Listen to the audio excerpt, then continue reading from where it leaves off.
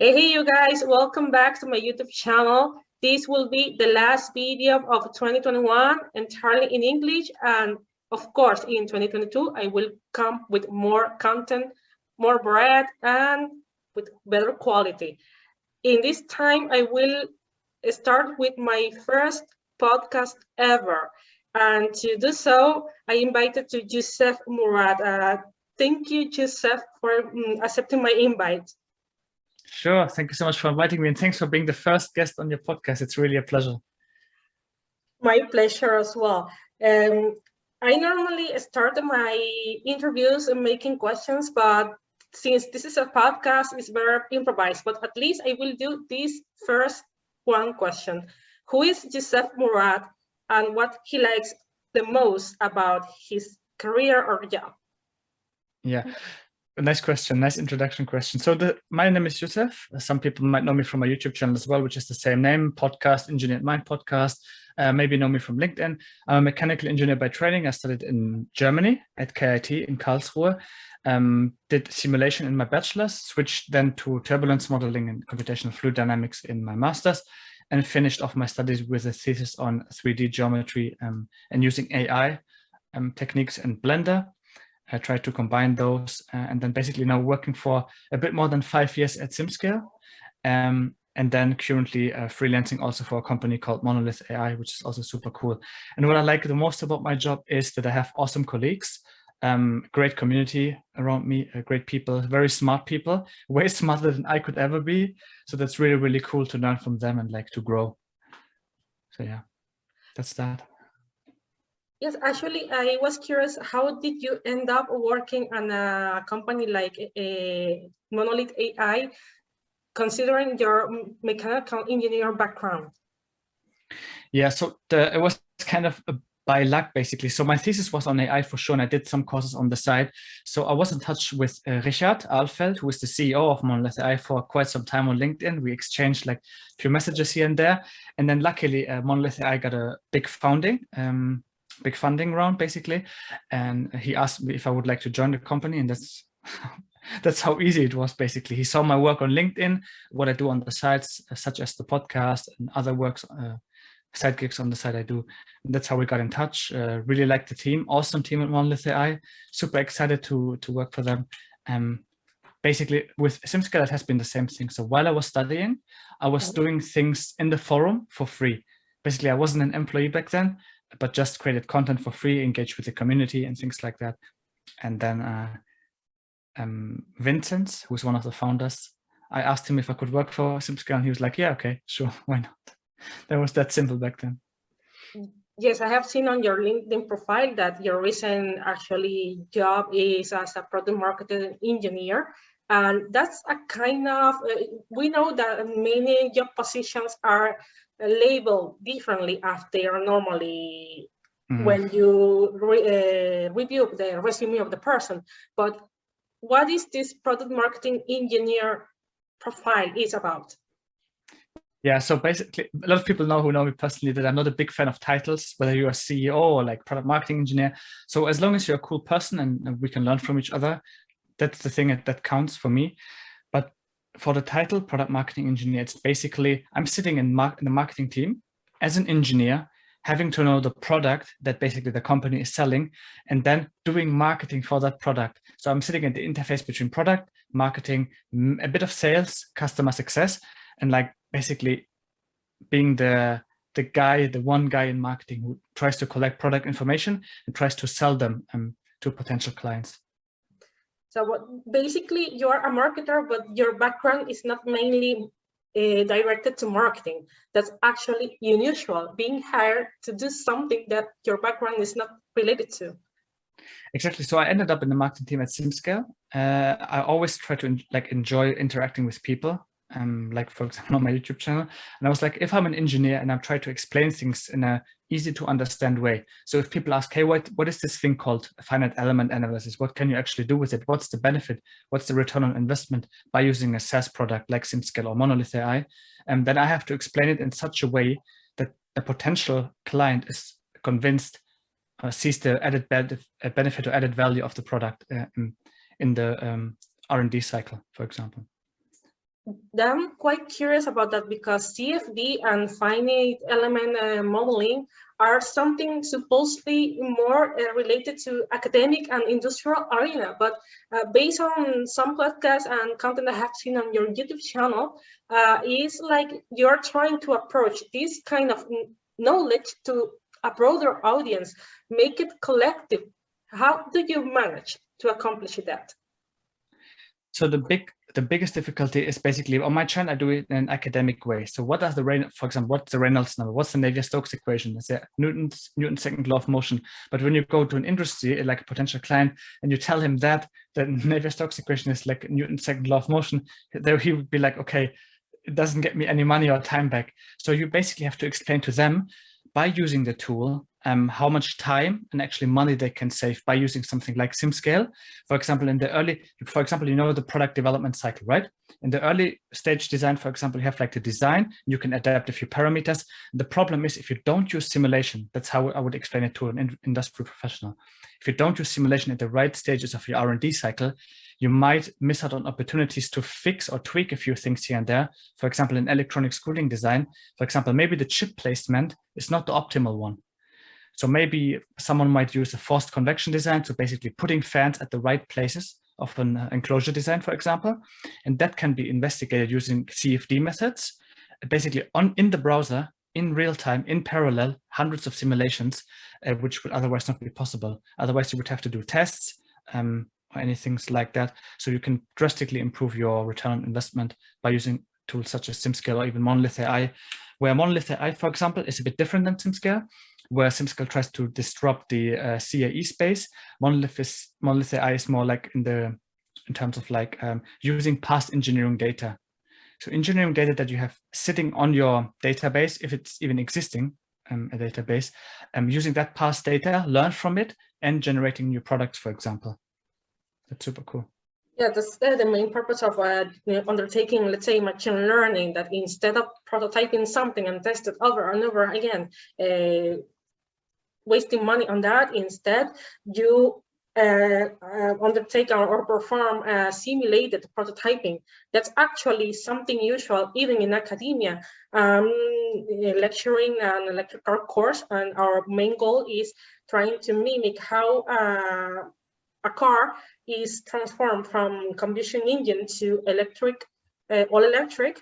But first we use Matlab to model the car and make it work, and later we translate the exact same model to the real prototype we have on the whole. So that's maybe, but the thing is, it's not so easy to convince investors and companies that simulating, no matter how many times you do it, is even better and cheaper than prototyping first. How do you manage that via marketing, not only by scientific approach? Yeah, that's a good question. For example, maybe the best example is Monolith Ai. For example, Monolith Ai has a patent pending algorithm. For example, electric cars are a very good example, Brenda, that you just gave us, because for electric cars, the drag is very, very crucial because it affects the battery lifetime and how far you can actually drive with one cycle of one fully loaded battery. So for example, let's take the drag. What impacts drag? For example, a rim. Like if you have a wheel of an electric car, that drastically impacts drag. Okay, how can we reduce drag? For example, automotive manufacturers use like wind tunnels, and they're very, very expensive. Running all those tests, putting new rims on, doing wind tunnel tests again, it's like a lot of energy wasted. So what Monolith is trying to do is basically taking all those test data, taking it as an input for an autoencoder, basically using then a basically secret source, AI source that you're using, and then generating new rim designs based on that wind tunnel data so that you have minimized drag and optimized design. So this is really, really cool. And then this rim design that's outputted by Monolith in the dashboard, this is also manufacturable.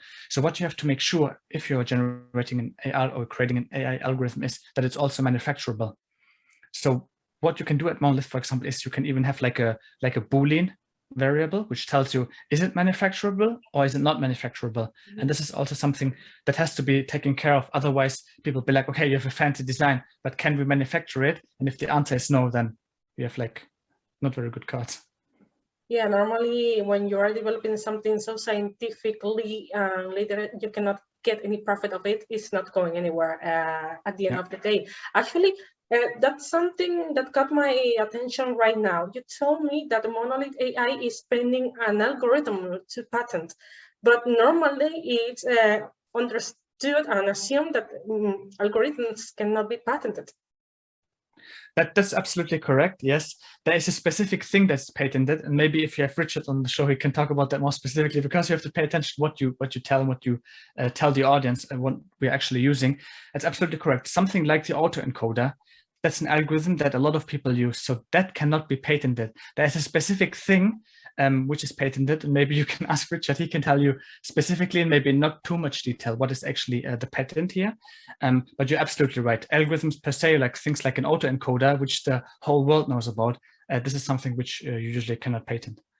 That's right. So basically what you can patent is something that you have fixed through the algorithm, and or maybe something that you have created inside the algorithm to make it work better.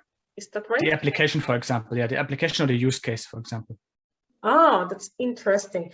And speaking of FEM and CFD, normally we use people when they want to perform this kind of calculus or simulations tend to use heavy computation softwares like SolidWorks or Matlab, but not all of the people can access or afford that kind of tools, because, for example, Matlab is not that expensive as itself, but the toolboxes inside of are really expensive. That I have the privilege that my university gives me not only the software, but the full catalog of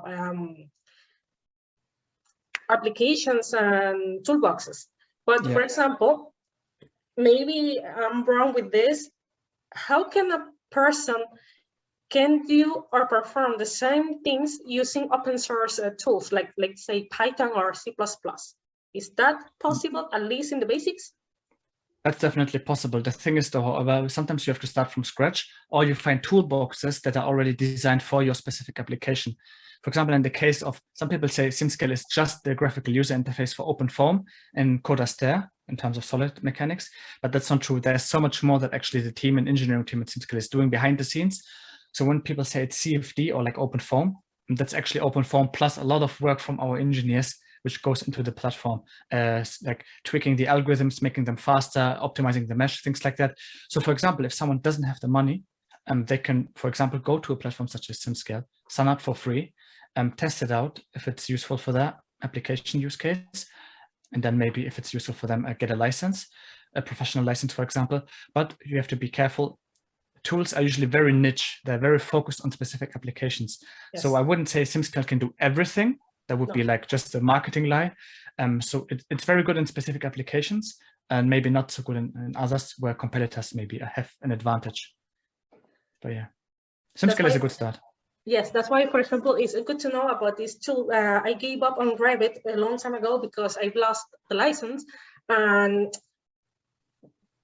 ultimately you cannot rely that much on installing pirate versions of the tools, because you end up damaging your own computer if you do that. Normally, I install reliable open source applications or licensed.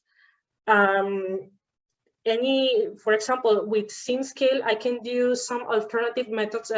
What can I apply with Revit? Let's say PMI method. That's possible. Yeah. Oh. You mean for Revit models in terms of building information modeling? Yeah, building information modeling, exactly. Yeah, exactly. That's possible. Definitely. There's special experts in my team and colleagues that work on that, and that's definitely possible. We even have webinars in SimScale on that, so that's possible on SimScale. And that's what you're talking about. Is actually the main idea behind SimScale is that we have a cloud-native solution. So you basically need a web browser. Let's say you have Chrome. One account, you log in, you simulate, you go drink coffee or like take a nap, you come back and the simulation is done. Of course, depending on how big the simulation is. But you can even shut down your machine. Like when I think back in university, when I used Abacus, I was doing a simulation. While the simulation was running, I couldn't even do anything on my PC because my PC was frozen. So I had to wait until the simulation was done. And with SimScale, basically, it's like basically sent to the AWS servers. They calculate your simulation and then send you back the results, and you can post-process them inside of SimScale, which is super cool. Oh my God, you're the first person I've heard ever that use Abacus to program. That's quite curious. Of course, this is one of the first ones, but normally, or lately, when people start programming, they use, let's say, Python, C++, or even Matlab when they have the license. But Abacus, I use, my first programming language was Pascal. Yeah, Abacus is not a programming language. Abacus is basically a finite element software, which I used. So, for example, in my when I was a working student at uni, what you could do with Abacus is like, for example, you have like 2 blocks, and you can basically, one is fixed, and you can move one block over the other, and it has like a real surface. It's like a measured surface from a microscope. You can import that into Abacus, and then you can basically move the one surface against another and see how much wear you actually have, like how much damage do you have on the surface. And then you can import Python scripts, and they basically tell you how much wear you have, how much does the, basically when you have a pointy surface, usually this is when you zoom into a surface, you have like pointy, like small mountains, and they can break. Oh. So actually the real surface, the real contact surface is usually always smaller than what you would think, because the surface is not perfect. It's not perfectly flat. So there are special approaches in contact mechanics which you can use, and then you can simulate it in Abacus. So yeah, that's basically a little bit of background of how I used it. Can you just reproduce that on, let's say, Blender? That's another open source application to model 3D things and making videos and animations. Definitely. For example, doing FEA simulations in Blender is not possible, to my knowledge. But what you can do is you can take the results and post-process them inside of Blender. That's possible. Ooh. Blender is open source. Blender is so powerful. Like you can do you can do Python scripting. You can do so much stuff like CFD post-processing, which is super cool. Actually, I used Blender for my master thesis, which was like, you have an object such as the pen. And then what I did is basically you have a camera going around that object and basically trying to learn or generating synthetic data sets of, for example, this is a pen, this is a bearing, this is like a crankshaft, and then an algorithm, standard neural network, which basically tries to predict, hey, that's what I have seen in Blender is, for example, like a crankshaft or like a bearing. That's possible. You can even script like your neural network in Blender. Actually, I've heard about Blender the first time because another YouTuber, I was helping her to recover her YouTube channel, but she was mainly focused on animes and mangas and so on. And when I asked her, which tool you use? I use Blender, and it's totally for free. I'm starting to use it. Actually, as you say, really powerful, because you can even introduce some codes to program inside and make some things. Of course, you're telling me that maybe CFD and some simulations are not possible, maybe yet, but it's good to know that. But good that you mentioned CFD, because CFD is kind of possible. Like Blender has this tool, like, for example, you can simulate fluid flow. I forgot the tool name, like toolbox name, how this feature is called, but you can definitely simulate fluid flow for like games and things like that. This is super cool. Like you basically don't solve the Navier-Stokes equations, to my knowledge. It's basically just a fluid simulator renderer, which is running behind the scenes. But I'm not an expert. Maybe that they run a special algorithm behind the scenes. Oh my God, so many examples of what to do with so many tools, not necessarily licensed, but for free. And that's the question I have right now.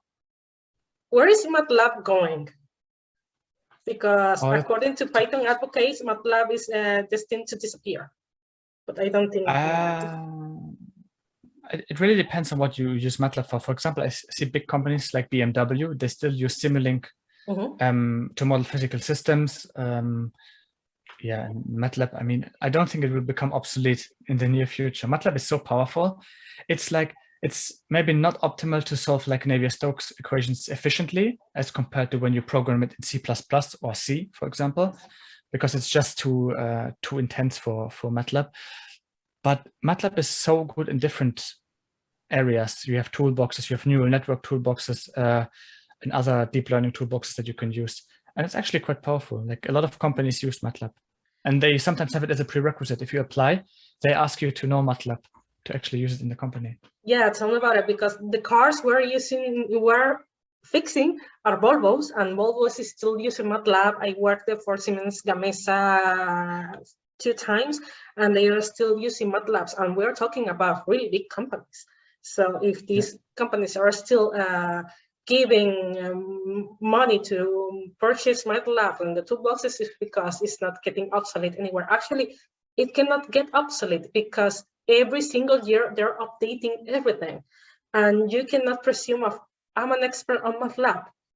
The only people who dare to state that at MathWorks people, and maybe they're not experts at all because there's too much things to dominate, and you cannot rely on one person to do that. Definitely, but I think general advice is always don't rely like on license based products, maybe such as Matlab. Matlab is a great language, and I'll probably also do Matlab courses in the future, which is like a great tool for students get into programming, what you can actually do. It's so powerful, but actually knowing things like Julia, Python, maybe C, maybe C++ is, I think, always a good thing to know on the side. But Matlab is definitely powerful. And I think it won't be obsolete in the future.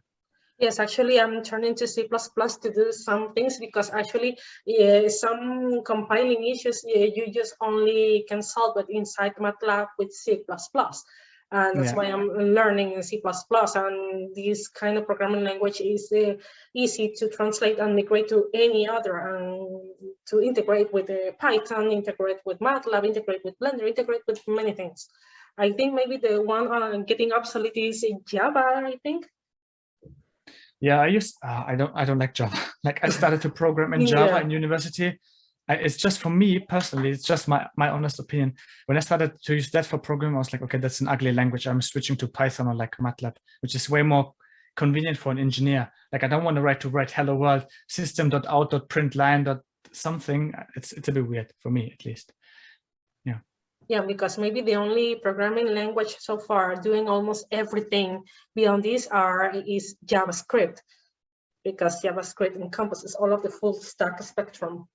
And I don't know if any other can do the same right now compared to JavaScript. JavaScript is quite powerful, actually, even for machine learning. Like when you use TensorFlow.js, which also uses JavaScript, you can basically program web-based applications using machine learning, deep learning in the browser, which is so cool. For example, you can use your own webcam, have a browser application, and it will tell you, for example, if you say the high sign or show 5 fingers or like 2 fingers, things like that. So JavaScript is definitely something I have to learn as well. It's definitely one like future-proof, I would say. But we are told that why engineers are prone to learn so many programming languages currently, when in the past you weren't required to learn any. Yeah, yeah. When I think back, like even back then, we didn't have like 2D or 3D CAD modeling, right? Like in the very early days, you had like a big blackboard or like a drawing board, and then we're doing all the technical drawings like by hand. There wasn't even something like AutoCAD and like all these new tools such as Creo, for example, or like Onshape. So we're very, very lucky actually as students or like professionals to have these tools and actually have 3D modeling tools. When it comes to programming, of course, the world is evolving so fast, so much that I think it's not enough to have like one programming language in the future, to know one, but to know plenty of things. Like I think even it becomes a necessity to know about AI as an engineer. It's like back in the days when I said, hey, my second language is English. This was something special, like but that, yes. at some point, at some point it was obsolete. So people were like, yeah, English. I mean, we expected to speak at least 3 or 4 languages now. And it's the same with engineering, I think. Yeah, tell me about it, because I was born speaking Spanish. That's something that I am really fortunate enough. I speak English, but of course I'm forced to speak Swedish. I live in Sweden right now. I gave up with German already, and with Portuguese from Brazil. But you're right. As long as we are forced to learn more than 2 or 3 languages in real life, we have to do the same on the engineering field. But of course, you cannot say I speak only 4 or 5 languages, because maybe one of them is not so fluent. And the same thing happens with programming languages. You can be proficient in Matlab, Python, or maybe you are lacking of something on C++, and that should be okay, because when you go to apply to a job, you cannot, as a human resource agent, expect that someone program fluently in 5 programming languages. Impossible. I think that's not realistic. Especially as an engineer, we have to learn so much, such as advanced mathematics, linear algebra, like things like that, plus a ton of other subjects, engineering mechanics, maybe simulation. What is simulation? Control theory, like a lot of topics that we actually had in the bachelor's and then masters. That's so much an engineer actually needs to know, and we're only scratching the surface. So luckily in the masters, you can basically focus on one or two topics, and then on your thesis, you can actually focus more. But I think knowing at least 2-3 languages, programming languages as an engineer is okay, like is a good thing. But I don't think if you are fluent in one or two, I think that's flag fluent. Of course, sometimes I have to Google like basic stuff in Matlab because I didn't use it for 5 months, and then I'm like, how was this command call again? I forgot it. Yeah, that's something I tell my students. Do not focus too much on inventing the wheel, but on how good you can be on copying and pasting the code and make it work, because it's not only copying and pasting the code and expecting it's working perfectly, because that's something I have found with Jupyter, Anaconda, and this kind of Python systems. Contrary to C++, I can run any code or C++ in any shell, but it's not that easy to achieve that on Python. Any console or any shell to run the same thing, you have to update the commands. Otherwise, you cannot make them work in the many platforms they have. Yeah, there was a pain. There was actually a pain in the butt when I had my master thesis, and you download like a GitHub repository, and you try to run it, and then at the end they had like 15 Anaconda environments because that one was not compatible with this one. That one was not compatible. There was a package missing, so it was a nightmare. Yeah, I mean, Python is super powerful, of course. Like you can't deny that. Maybe the easiest thing to force someone to learn any language is not telling them, you need to learn this language to get a job. Instead, use them to do something useful. For example, I've learned to use some GitHub repositories based and built on Python to connect wireless my PC with my mobile phone and use the 2 cameras at the same time. That's something it can help you to have some fun while learning. Definitely, yeah. That's some focus that most of the data scientists on LinkedIn are lacking. I think what a lot of people are lacking is actually practical experience. And I noticed it as well, like if I could go back in time, I would do so much more practical rather than what I see, like, for example, in the beginning of the pandemic, there was like people on LinkedIn posting, hey, I did 100 certificates. But when you ask them to actually apply the knowledge to real world, they would probably fail miserably. And like, I think certificates are cool. It makes you like keep on track and actually achieving something in a course, which makes you like, it's like an accountability buddy doing a certificate. You say, I want to achieve the certificate, that's why I'm doing the course. But actually having a project, for example, what you told about the cameras, or like you want to program something else, something useful, like a Y+ calculator for CFD as an engineer, just a small interface. From that project, you can learn so much, and like that's super cool. Like I think people should do more projects rather than running behind certifications. Yes, and create content with that is the only way you can show that you have done something, not necessarily on a company, because if you're not given the chance on a company, give the chance yourself to do something that people can, like when someone wants to get a career as a model, you have to prepare a book, but maybe the agency is not giving you any tools to get a proper shot. So instead, you have to prepare the only ones. And that's how they get started, and most of them. It's something like that. And that's why, for example, I started with my YouTube channel. I needed to show myself and the others, that's what I can do. And you can see it on video. Go there over and over again, so you can have a proof that I can do things well and the way you may need them. That's something actually, I focus. Yeah, that's super cool that you do that, because the thing is, if you have a YouTube channel now, you're maybe in the top, I don't know, 5%, maybe top 2% maybe of engineers who actually do, or like scientists who do like a YouTube channel and actually show what they can do. Because usually engineers are like very quiet, very introverted. They're like working on their stuff, very focused, and they don't show it to the world. But I think people should more show themselves online, even if it's uncomfortable, like being in front of a camera, talking to a lens. Like a podcast is different. People say to me like, hey, you must be confident because you're on a podcast. I'm like, no, I'm usually very introverted because it's weird talking to a machine, like to a camera, into a lens. to an audience that you don't see, and then they see you at the end of the video. It's like weird, but I think like going over that fear of actually showing yourself on the internet, I think you can easily be in the top 1% of applicants, because people see, hey, this guy or this girl is actually working on a project.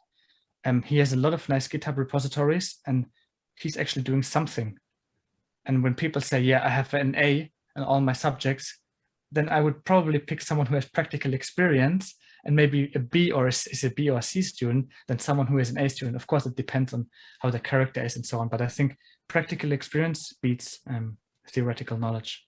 And something I tell to some people I have told to, even when I interview them, when I was finding people to be interviewed on my channel, most of the time they told me I cannot speak about this because I restrained by confidentiality agreements. And I was like, well, why don't you talk about something not restricted to that? Something made by your own or whatever. Like you, for example, you have, of course, you are subjected to confidentiality agreements in your companies, but you are having the freedom of speaking about what you can achieve at your own on of your many social platforms. That's why, for example, your profile caught my attention. And speaking of that, tell me about your merch. The merchandise, yeah, this merchandise was something just as this came as a fun idea. I was like, hey, it would be cool to have the Navia-Stokes equation on a shirt. I was like, okay, design it in Photoshop, use the platform, and like if someone wants to get it, they can get it on my shop. Links, maybe you can put the link down in the description if you want. It's just basically a fun side project, and to see if people actually get something. I have like own designs that I create. For example, I take quotes and then try to visualize them with simple symbols, such as like circles, triangles.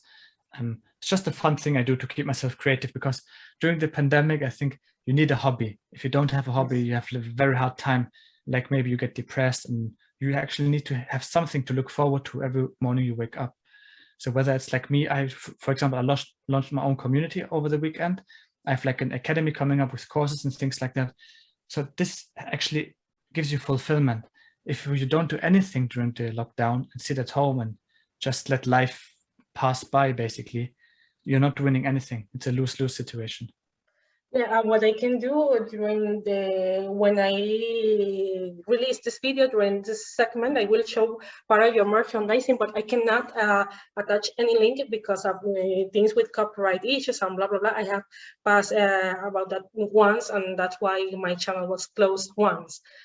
So I have to be careful about that. And maybe because you're a YouTuber with monetizing, you have no that problem, but the novel YouTubers have to face many issues with copyright and things like that.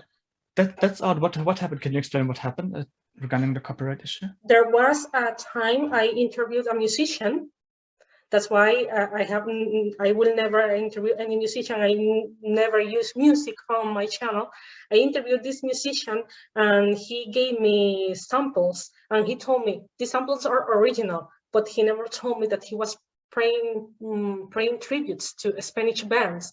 And these bands started to sue me on my channel, started to denounce me and close the channel. And also, he gave me a link to a Vimeo video that it was not supposed to be released for free, because Vimeo is a paid application.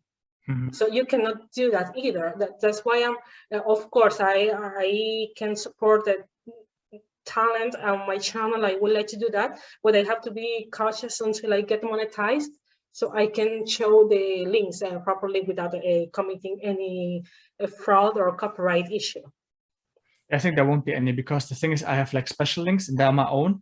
When it comes to music, of course, music is very critical. There are like special platforms where you can download music for free. Then you won't have any issues. For example, when I use a bit of music in my podcast, I usually accredit like the creator, and then everything should be fine. But I think I was never, maybe I was striked once or so, but they never shut down my channel. They just said, hey, you don't have to do anything.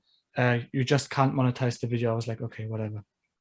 Yeah, it's quite strange how YouTube works lately, but it's the only social media I rely on to do longer content, because I cannot do something like this on TikTok, for example.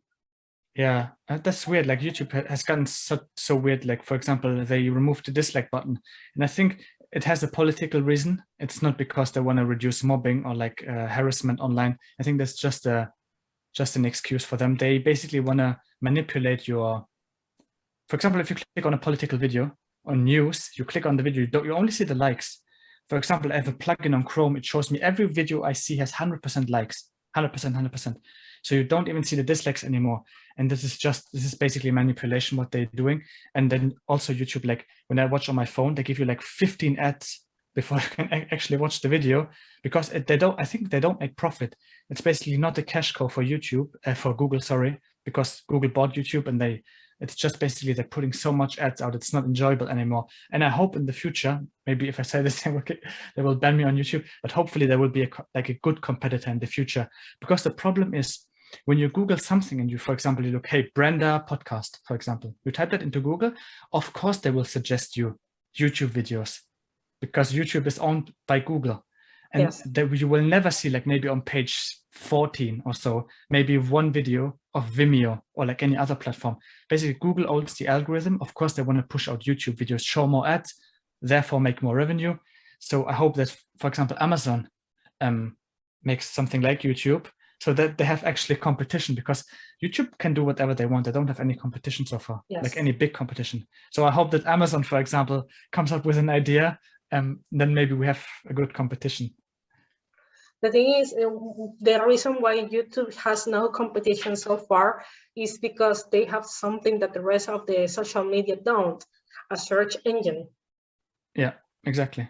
And create a search engine, let's say on Facebook or WhatsApp. I don't know how easy it can be, but maybe no one is on that late, or maybe to do that, they prefer to create another social media competing directly with YouTube. But no one has that.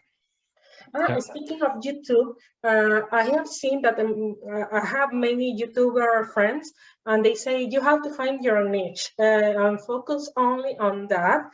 But I have seen that your channel is not like that. Your channel has no one and only niche. You speak about everything, and you have a legion of subscribers. How you manage to achieve that? Yeah, the thing is, I can debunk that, because you're actually very right. They say there's something called the riches are in the niches. So if you actually can target 1% of a market, like only 1%, and you're very, very focused, then you can make a ton of money.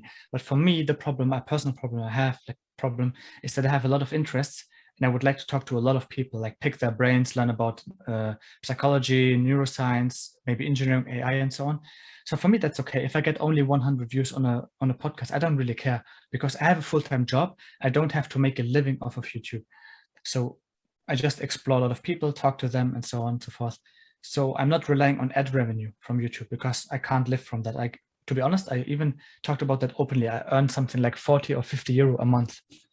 I don't earn so much from YouTube, so that maybe buys me one time my grocery shopping, maybe something like that.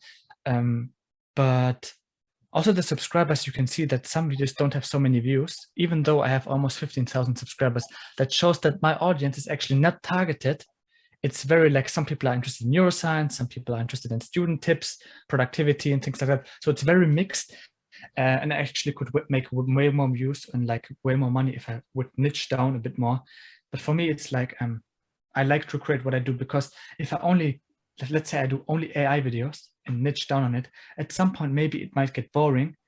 And then I have to kind of let down my community, and maybe I'm interested in, hey, rocket science. Let's talk about engineering. And they'll be like, hey, wait, I signed up for AI content. Now I'm getting rocket science content. And that's not what I want. I want to do content that I enjoy, but also provides value to my community. So I do it on purpose, not going niche. But niche is actually, from a business perspective, going into a niche is like actually the optimal way. Yes, actually, you're one of the few channels I have found on that style, because maybe something positive about having playlists is you can create instead of your channel, with one channel, you can create your own television channel. That's something that T-Series did. The Indian broadcasting chain on India. And that's wonderful, because T-Series is one of the biggest YouTube channels around the world. Mhm. Yeah. For me personally, when it comes to channels, I think as long as you provide value to the world and don't upload BS, I think all is cool. Like, for example, you do educational content, I do educational content. There are a lot of good educators out there. I told myself never to do pranks or things like that. Like, maybe I do sometimes funny videos, like combine them with engineering though, make them educating but funny. So because I like to be funny, make people laugh, and then also provide them with value. That's something that's cool, but only doing like pranks and things like that, that's not my route I want to go to. Like, I want to provide value to the world, like educate them. So maybe you can provide some humorous content based on sarcasm and black humor, because we are supposed to deliver intelligent humor based on our backgrounds of engineering, but getting black humor to the people and make them laugh is even harder than people may think. Yeah, that's actually true. It's quite funny. And last but not the least, I would like you to give advice to the people hearing or watching us, if they want to create not only their content but their personal brand, because normally when you are someone with an academic background, you cannot use that as a personal brand, but you can. Actually, there are many people branded with their names, actually, with no alias. Yeah, but I think general advice would be always be yourself. Even if you don't feel comfortable being yourself, just be yourself. Because I see a lot of YouTubers, they are completely different on video than they are off camera. That's a bit weird. Like, just be yourself. For example, you can see in my first podcast, I was like having all my questions and reading them and trying to be like a professional podcaster. And now I'm just thinking, hey, let's have a good time. Let's talk to a like top tier scientist. Sometimes, of course, I'm nervous. That's normal. I'm also very excited to talk to people. So advice would be yourself, be curious, explore new ideas, and yeah, never stop learning, I guess. Because I think one of the biggest obstacles people have is they're becoming too arrogant. Yes. And thinking they know everything, and then they stop learning, and that's horrible. There's something I have seen lately with the data science bubble. Maybe it already exploded because I haven't seen so many content about that on LinkedIn anymore. Instead, based on your experience and how you explore social platforms, of course, when we finish this video, I will provide a link of your many social media platforms. What is the trend you are envisioning right now? Where is the engineering going so far? Still artificial intelligence, or there is something more that people has to be aware of, and that will be the new trend from now on? Yeah, I might not be the best guy to talk about this. I'm not an expert, but what I see is definitely a lot of things are going into the cloud. Like, even bigger companies, from what I've heard from colleagues and well-known people, is that they move well-known software stacks to the cloud. So I can see that movement definitely going to on AWS or like Microsoft Azure, things like that. When it comes to AI, generative design is something that's very interesting. Basically AI algorithms for generative design, then AI for CFD, reduced auto modeling, things like that, and also finite element analysis. So AI in engineering plays a huge role in so many different fields. I'm not sure if at some point there will be like an engineering cryptocurrency. That would be funny. Yeah, as long as you're not paid with cryptocurrency right now. Yeah, I think there's some cool systems. For example, I'm not sure if it's in Ecuador or Venezuela. I forgot where it was, but like, you have two apps. With one you can trade your cryptocurrency, such as Bitcoin, and then if there's like a crash coming, the algorithm will detect it and they will save it on your second wallet. So you can gamble with a bit of money and they will save a huge portion of your Bitcoin cryptocurrency on the second wallet. Actually, it's El Salvador. I can assure you that Venezuela is not that country, because I am from Venezuela and I haven't seen that. But in El Salvador is trying to implement a double payment based on, of course, normal currency and cryptocurrency. But the thing is curious, how will they manage to do that?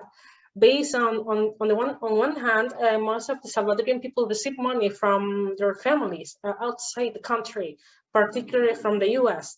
And on the other hand, you don't have the infrastructure enough to trade cryptocurrency on that country.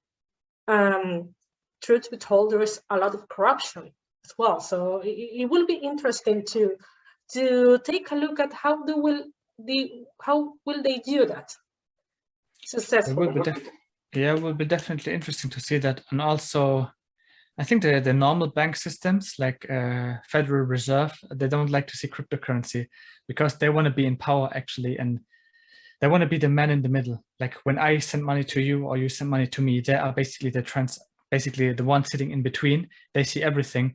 And like cryptocurrency is something that goes against their belief system or against their policy. So it will be really nice to see what's happening in the future. I mean, we've seen it in China that they have destroyed a lot of cryptocurrency farms and Bitcoin mining farms because they want to be, actually the banks want to be in the power, not let people be in charge of cryptocurrency. Actually, I can tell you that is true in Venezuela, is that the government is so controlling that they want to intervene all of the cryptocurrency possible. So when they notice that someone is mining in their houses, they commission the computer system, so they want to be the only ones mining because in Venezuela the price of electricity in Venezuela is so cheap. But it's cheap because it's fully bad administrated. But here in Europe, I cannot say I will mine cryptocurrency because here in Spain, the electricity bills are skyrocketing daily. So I cannot mine like that. It's impossible. Yeah. Yeah, I've also seen that, like, there's also a lot of corruption going on in countries like these. Yeah. It will be interesting to see what the future brings. Or maybe when we talk about technologies, maybe there will be like an engineering NFT coming out. Like, I don't know. NFTs are going... Yeah, you're right. Maybe we should perform another podcast only related to NFT because I'm totally interested in that subject, but I haven't found so far someone, not expert, but at least with some basic knowledge about that. Yeah, I mean, I actually bought my first 2 NFTs, I think 1 month ago. So what I did is basically I signed up for a wallet. So crypto wallet, you have a crypto wallet, put all your cryptocurrency there. Then I have an app called Binance. And then I buy a cryptocurrency called Solana. And then I transfer that Solana cryptocurrency to a wallet. And then with that wallet, I bought 2 NFTs, which is basically like a dog picture. And I paid some good amount of money for those. And I just hold them. It's just for fun to see basically how is it written into the blockchain? Like, how can I track where my dog is? And then I have like keeping it on my PC.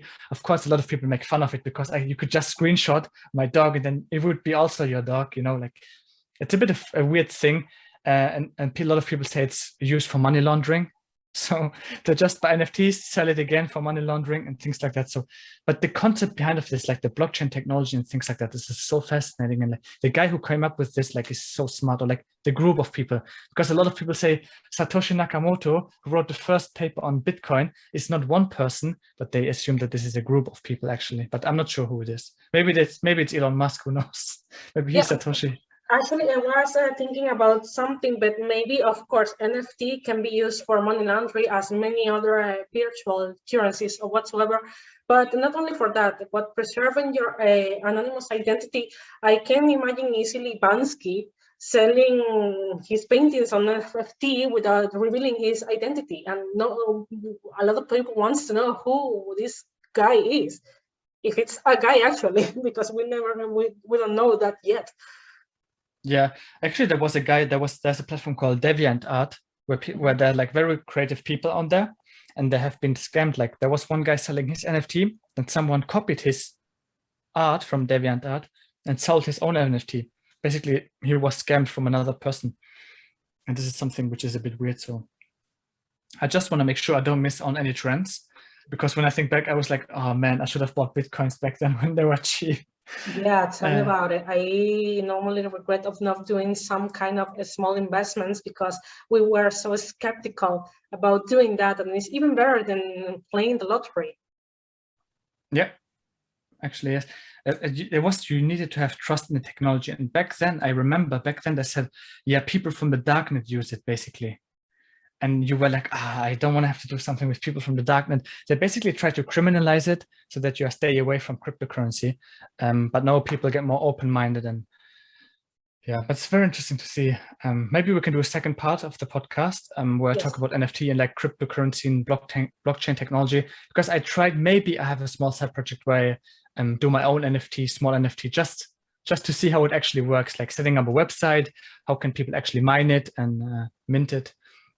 I actually, maybe if you agree, we can talk about this subject more than once. But of course, first I may need to document myself what NFT is, how it works, how it operates. So people, I cannot misinform people when I'm talking to them. Of course, you are more informed than myself, and I need to do that. But if you agree, I can invite you more than once to start elaborating topics about this subject, and not, as you say, not missing any trend anymore. Yeah, maybe we should be the ones studying engineering NFTs. I think that would be so dope. Maybe if I have time delving into that subject, I will definitely try. Because the fascinating thing is, how do you set these things up? How do you program them? And how do you make sure people are not scammed? Of course, I know I'm not a scammer, but how do you make sure that people trust you actually? Trust also plays a huge role in how cryptocurrency go up and down, because I invested in a lot of shit coins as well, like I don't know, Dogecoin, which is like went up, skyrocketed, but I invested at the wrong point in time, and other cryptocurrencies, just to basically play around, like use the platforms and how does it actually work, just to play around a bit, get a feeling for it. So that's good to know that. I get that's a yes, but after 2022, this year we will enjoy with our families, friends, and so on. The timeless of 2021. Finally, it's over. Unfortunately, the pandemic is not. But we can say that at least 2021 was a better year than 2020 was. At least that is good. Yeah, I don't know. I think humans are generally, depends on who you talk to. I think generally we perceive, or like we cherry pick all the negative aspects, but a lot of good things have happened as well. So you're completely, like, you're right. Maybe it was better than 2021. I don't know. Like for me, it was the same. I was sitting at home doing projects, recording podcasts. So for me, not much changed, but I'm really fortunate to be able to do what I do. Have a YouTube channel, talk to great people. Thanks for inviting me to the show. It was really an honor being the first guest on your podcast, and let's see what the future brings and what 2022 brings. Yeah, the same. So thank you so much, Jousef, for this first podcast. I hope it's not the last one. People, I wish you a happy new year 2022. We see you the next year with more and better content. So. Bye-bye. And thank you, Jousef, for accepting the invite this time. Thank you so much. Peace.